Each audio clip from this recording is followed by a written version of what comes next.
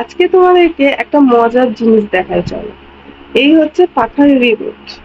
তো এটা আমাদের স্ট্যান্ড ফ্যানের পাখার রিমোট। ঠিক আছে?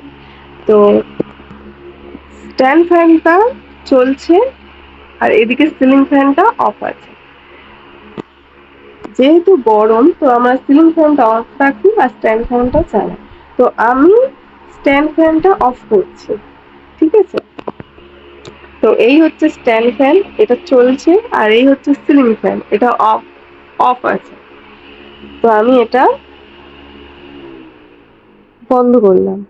ওদিকে দেখো, সিলিং ফ্যান স্টার্ট হয়ে গেছে।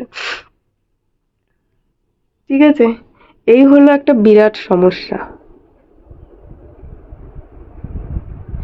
এবারে এই যে এটা এবারে সিলিং ফ্যানটা চলছে, এবারে আমি স্ট্যান্ড ফ্যানটা অফ করলাম, এই সরি স্ট্যান্ড ফ্যানটা অন করলাম।